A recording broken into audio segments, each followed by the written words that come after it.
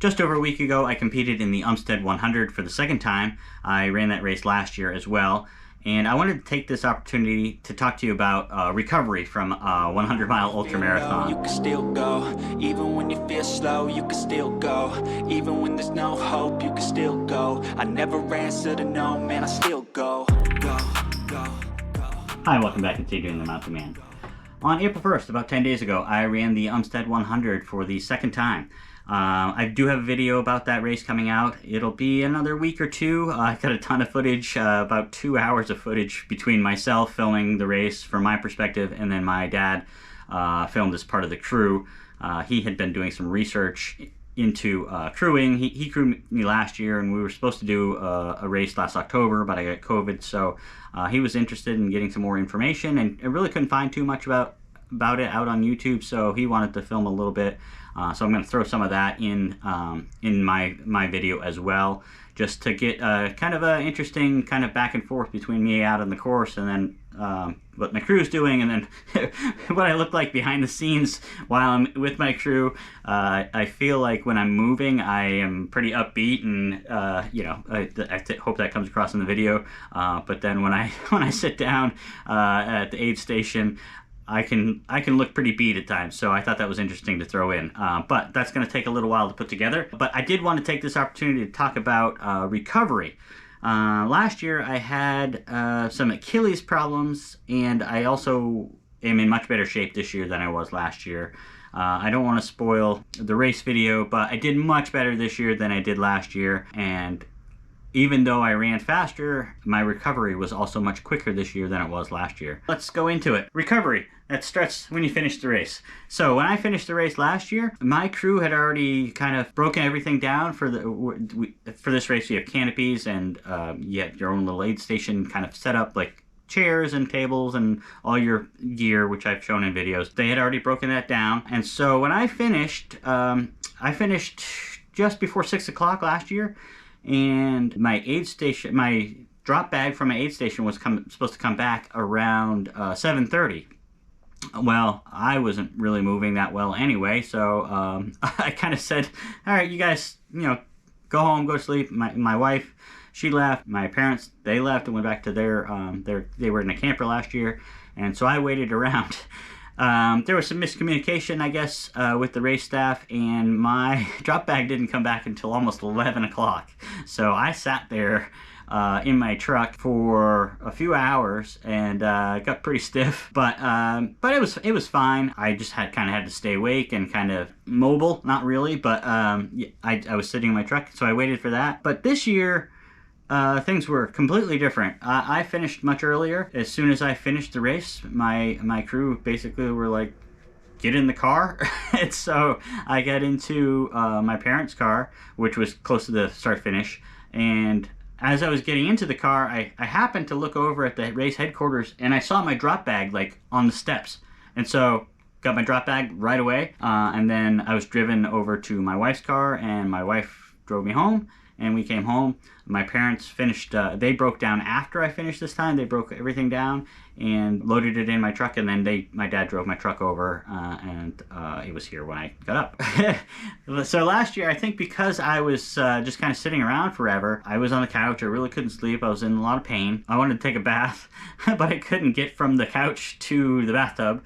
So my wife basically dragged me across the floor, which was fine, and I took a bath.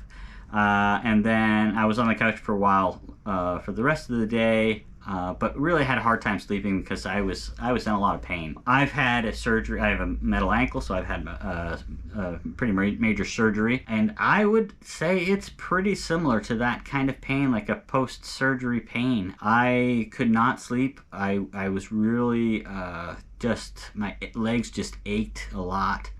For this year, the difference was we drove home right away. I don't think I was quite as stiff yet, so I got in the bathtub right away. My wife went to bed. I got myself out of the bathtub, and I had to lay on the ground for quite a while until I could, okay, let's crawl into the other room and get into the bed. We have a guest bed downstairs. That was a difference as far as I made it to the bath myself. I had to regroup before I could get myself back into the bed, but but that was a difference. But also this year I had the same kind of pain where I was really tired, but my legs were aching so much that I really couldn't sleep. I did finally go to sleep. This year I was able to get to sleep. The difference was, again, last year I didn't get home until almost noon, so it was during the day, and my wife had then been up for a while. She'd come back way before me, so she slept, and then she got up, and so she was up doing things around the house. This year, we both got home, and after I took a bath, we were both asleep for quite a while. So other than the pain and not really being able to move that well, last year, because of my Achilles issues, my ankles in particular, swelled up quite a bit, and they were swollen for days. We went out to dinner. So last year, the race starts on Saturday, finishes on Sunday, got all day Sunday. We went to dinner on a Wednesday night with my brother, who's local, and my parents. And I had a really hard time. I had to go into the bathroom when we were at the restaurant and basically unlace my shoes because my feet were so swollen, and it was just putting a lot of pressure on me, and it was really painful. This year, I slept most of Sunday. My parents came over Monday morning to get some of their stuff because they were going to head back up north. And I was pretty stiff, but I got up. I helped unload things from the truck and into their car. I would say if you've ever done a marathon, kind of that kind of achiness, kind of stiff, but you can still move around if you need to. And then no swelling. I had no swelling this year at all.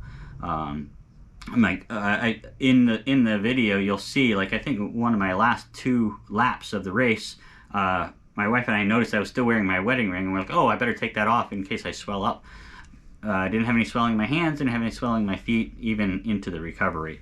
So the next thing that happened was I had to sleep a lot. I would get up. This happened both years. Like I said, last year I had some pain for quite a while, but this year I just had a little bit of soreness, but the sleepiness was consistent with both years. So I slept on Sunday when I could, when the pain wasn't too much, and I did take some ibuprofen in both years, especially on the Sunday. But yeah, Monday I would wake up, and especially this year I felt okay, a little stiff. I felt like I was awake. I'd do things for a couple of hours, and then I had to go back to sleep.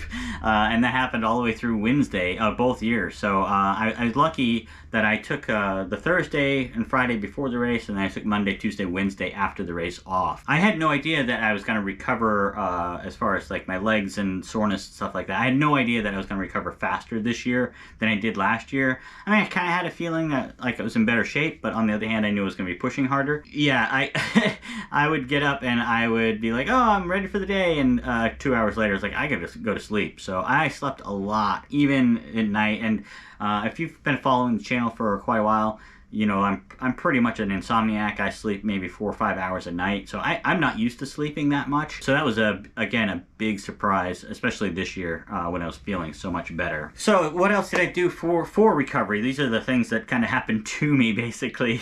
We have these air relax boots, basically Normatec kind of boots. They have air pressure, and it helps circulate the blood through your legs to help with recovery. So I used those quite a bit, both last year and this year, just to kind of get some of that soreness out and make me feel like I could actually move. Did that, and then for last year, I really didn't do too much. I was in a lot of pain. I was really swollen. My Achilles, both of my Achilles at the end of the race, and for the next few weeks were very sore. So it took me quite a while to do anything physical after last year. This year, I got in the pool last week, just once. I meant to go twice, but with the holidays and stuff, it wasn't open as much as I thought it was going to be. And this year, today is Monday, so I went to the pool again today. I almost ran this morning, but I talked myself out of it when my wife she needed to leave the house like at 5:45, and I was like, I'm gonna sleep in. So, but I probably will run this week, which is a huge change from last year. But I'm feeling pretty good. The only thing that I have residual now, like 7 or 8 days out, is my quads are still a little bit sore. I kind of pushed it down the hills early in the race this year. So by the third lap, I was starting to feel it in my quads, and I kind of backed down off the hills, off the downhills for the rest of the race. So that's really the only residual thing I have now 8 days out. So that's my experience in the 2 years of doing this race and what my recovery was like. Last year was much worse. I would say on the Sunday of finishing the race, the pain levels were about the same, just very stiff, very extreme, not being able to really move. After that first initial day, the trajectory of my recovery was much faster this year than it was last year. That's good because I've got a few things coming up I just wanted to mention. As most of you know, I am a race ambassador for a 50-mile race. Well, so they have a 50-mile, a 55K, and a 50-mile relay, and it's called a Highball to Thurman Ultramarathon, and that is in West Virginia on May 20th, and so I am going to be doing that, so I need to get back on it really quickly. And then my next big race is the Grindstone 100, which is in September on my birthday. So I've got just under 6 months now to get ready for that. So I really want to get moving. I have a tendency to do a race, I'll do several races. I race a lot, but like a big race like 100, and then I take more time off than I should. So I call myself a momentum runner. When I'm running and training, I kind of keep going, and then after like a really big race and I stop running, it really takes me a long time to kind of ramp back up. But this year I'm already itching to go, so that's a really good sign. I am really excited about the Highball of the Thurman race, and then also the Grindstone 100. That's going to be a huge challenge, 23,000 feet of gain. So that's going to be the toughest race I've ever done. So I'm looking forward to that and ready to start preparing for it already. I wanted to mention, I know I've got a lot of new viewers. I was recently on a podcast called The Adventure Jogger, Ryan, and that was a great experience. It's basically about my running life, my history of running, where I started, and all the ups and downs throughout my life. I had a really good time talking with Ryan, and I think you would enjoy that podcast if you haven't listened to it. So go check it out. It was released. Like 2 days after I ran the Umstead 100. So I was like, oh, this is perfect timing.